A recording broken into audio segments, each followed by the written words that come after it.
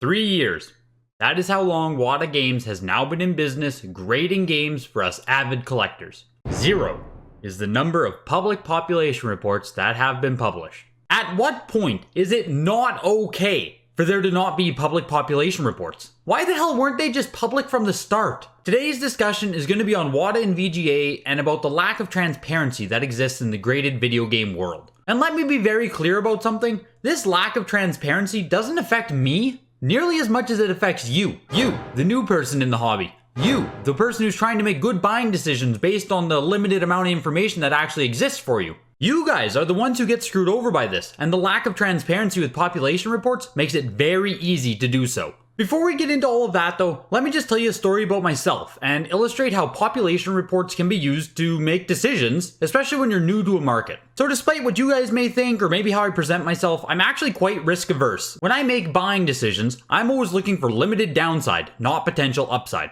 Always have. So in 2020, with the pandemic, with stay-at-home culture, etc, etc, etc, I was looking to get into collecting Yu-Gi-Oh cards again. And up to this point in time, I had never purchased a PSA trading card in my life. So I'm coming in with zero experience in the graded card world, and I've never even looked at prices in the past 5 or 6 years. So where does a guy start? What are you supposed to do to start learning a market like this? Now this may differ from person to person, but how I did it was I headed over to eBay to begin with, right? We start watching auctions, we start market watching, the same way we do these heritage auction watches, and started looking at the frequency of listings, the frequency of sales, start doing some pattern recognition stuff, start seeing what is rare, what isn't rare, to the best of your ability. You're never gonna get it perfect. And then the next thing, which goes hand in hand with your eBay market watching, is PSA population report reading. And why is the population report so important when you're trying to learn? Well, this is gonna allow you to at least see relatively what is or isn't rare, what is rare in a certain condition, and what is harder or easier to grade in certain conditions. Which is massive information. Like, this is huge. This is what allows you to know if a PSA 9 is perhaps overpriced or underpriced, or maybe the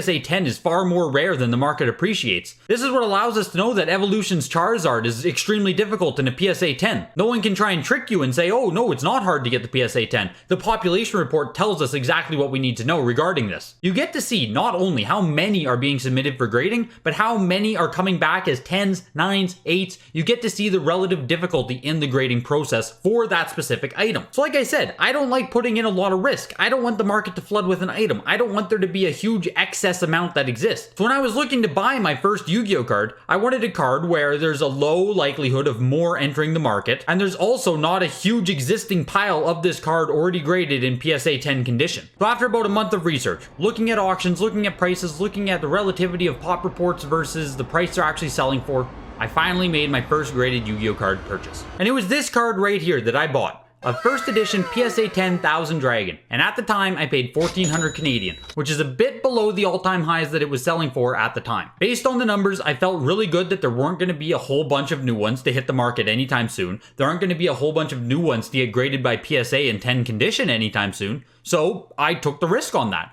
I felt there was a limited downside to it. And if we look at the PSA population report right now, we can see there are a total of 71,000 dragons graded in PSA 10 condition. So 71 is all I have to worry about. I know that, I can feel good about that, and I can watch that to see if it continues to increase into the future. So with that example done, I want to show you guys another item that I bought. So this right here is my Zelda Ocarina of Time Collector's Edition WATA graded 8.5A. And I bought this September 2020. I paid $4,500 Canadian. Hey Greg, how many exist in better condition? I don't know actually. 8.5 is pretty good grade, so I don't know, maybe not many. Well, how many total graded ones are there? I don't actually know. I assume not many. I think Ocarina of Time is pretty hard to find sealed. I guess. I don't know. Well, what about the fact that Zelda Ocarina of Time Collector's Edition has that gold plating on the front, so it's actually more protected than most games, and therefore lends itself to inherently get a higher grade on average than other games of that era? If population reports existed right now, that is a conversation that we would be having. When I bought this game for $4,500, the only data points I had to go off of was the market prices that were taking place around it and my own personal experiences with this game. So really, the driving force for me buying this game was more FOMO than it was this calculated, savvy decision where I don't think the market will flood or I think I'm getting a high enough grade to insulate myself. I hoped that the momentum for this title would continue. I had to base my guess purely on demand as I don't know the supply. What I I do know is that Zelda Ocarina of Time Collector's Edition isn't exactly a rare game, it's pretty abundant, so I had to take a blind shot at it, really. Which, I mean, hey, so far so good.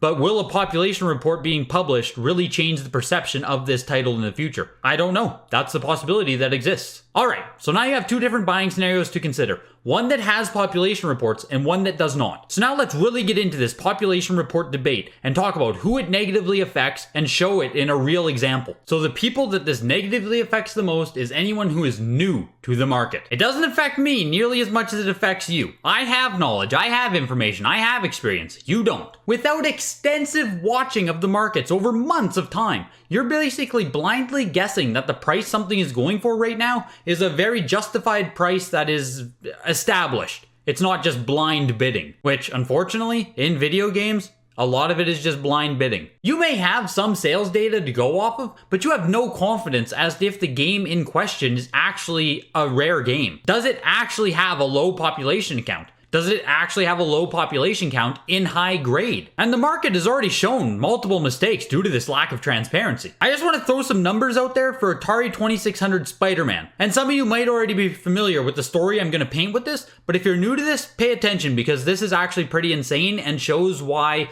population reports would avoid this whole scenario. So for those who don't know or you're newer to video game collecting, many Atari 2600, 5200, and 7800 games have factory sealed cases available of them, and they have been for years. And a factory case is a big box where inside you'd have 6 individual copies of the game, just if you don't know what I'm talking about. So, to the game in question. Atari 2600 Spider-Man shows up on Heritage Auctions for the first time in the May 1st, 2020 auction. And this is a beautiful 9.8 A++ condition copy, the tippy top that you can expect to get, and a very well-known game. It's Spider-Man, right? And this exceptional, rare copy of the game sells for $9,000. Now we fast forward about 6 weeks later where we see another 9.8 A++ come up in another auction. And this one, now being the second one to come to auction, sells for $4,200. A week later, another one, $2,700. 3 weeks later, we get another. Sells for $3,800. 2 weeks later, another.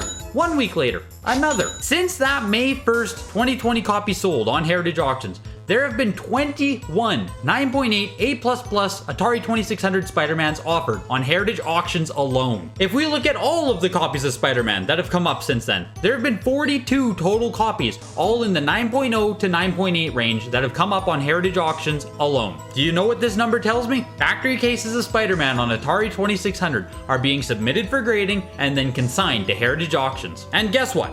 This isn't happening real time. There is a large time delay between the time you send a game to WATA Games and the time it gets consigned into a Heritage auction. We're talking months of time before this process completes itself. This means that when the very first 9.8 A++ Spider-Man was offered and sold on Heritage auctions, the population report was already telling the story of what was to come. So I don't think it's a huge leap in logic to say that the lack of population reports caused these games to sell for more than they otherwise would have if everyone had equal information about this particular title. I don't think that's crazy to assume. These Spider-Man games sold for more than they otherwise would have if population reports exist. Which is great news for Heritage Auctions, right? They are the real winners here. For everyone in the video game market who had existing prior knowledge, we knew this Spider-Man sale was not sustainable. This was an outlier. This wouldn't continue. This was going to be a mistake. However, the people who already were holding on to these Spider-Mans were in a great position to take advantage of this. Because those are the people who really win when there are no population reports. It's the people who are already established in the hobby. It's the people who are already sitting on mountains of sealed games that they can then send into WATA and not have to worry about the population report exploding. I can look at anyone new in the hobby and sell them a Gauntlet Legends N64 in high WATA condition, right? 9.8 A++. Great game, very rare condition, and you don't have a clue that it's one of the most common sealed games on Nintendo 64. I know that from past experience. How are you supposed to figure that out? There actually used to be an argument that was presented for why it would be a bad thing to put out these population reports, and I think there is a little bit of merit to it, so I want to discuss it, even though the alternative is ultimately worse. And let me just preface this by saying that PSA, the leader in card grading, has always had public population reports. So anyways, the argument goes like this. WATA can't publish population reports yet because the market is too new. The amount of games graded hasn't properly been fleshed out yet, and therefore it's going to lead to skewed or biased results where games may look more rare than they are or more common than they actually are. We have to wait until enough games are graded so that the proper information can be presented, which, at face value, that does make sense. It would suck for someone to get the population report, look at it, and make a poor decision based on bad information. Which, thank God, the alternative of not having population reports leads to everyone making great decisions. And that's the point. Sure, releasing these pop reports early wouldn't give you a great overview of the entire graded video game market. I can accept that. The Yu-Gi-Oh ones that I was working off of have 10 to 15 years of graded card data on them. They're very fleshed out, and you can trust that the numbers are a decent representation of what's going to happen in the future. With video games, especially in the first year, you would have saw a representative skew of what is being submitted versus what actual rarity might be. But at this point in time now, we are 3 years into graded video games. The population reports are absolutely going to start to paint a picture of market representation on certain titles. Rather than people just being in the dark about it all, someone can look at the population report and notice a certain game and then go and ask about it. They can start a conversation about that specific game and say, is this a bias here? Is this a skew? Or is this accurate information about how rare this game is? All market participants are given a much more fair playing field to work with. And maybe you're thinking, well, if they publish the population reports, people could just manipulate them to make certain games seem more rare or less rare than they actually are. Which again,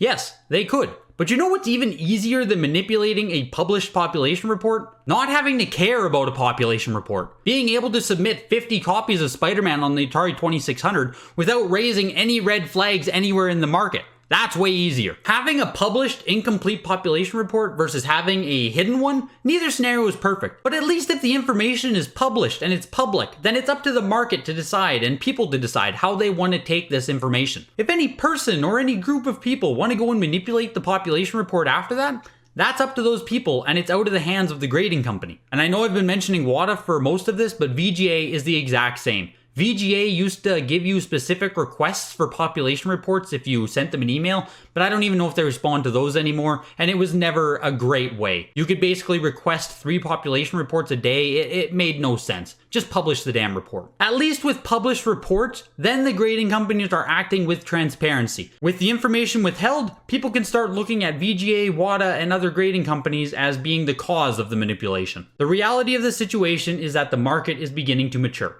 The age of FOMO and euphoria is beginning to cool off. If the graded video game market wants to continue to grow into the future and be taken seriously and have new money enter into it, we need transparency in the form of population reports. And maybe right now it's extremely easy to dismiss this concern because the market keeps growing. It's never been better. Look how much everything keeps doubling. It's ridiculous to assume that actual money is going to continue to enter this market with this severe lack of transparency. If you are new to the graded video game market, please comment down below how you've navigated the market without population reports. Let me know how it's affected your buying decisions. For myself, there are just caps I'm willing to spend on certain games as I don't know the actual counts on them. Certain games I think are rare, certain conditions I think are rare, but I'm not willing to put myself out there until I actually have data to act upon. And let me just end by saying, the longer we go without publishing these population reports, the worse it gets. There's gonna be a ton of knee-jerk reaction when it finally comes out, and that's okay. The market will sort itself out like it always does, but at least the information will be equal amongst all parties involved. I'll see you guys next time.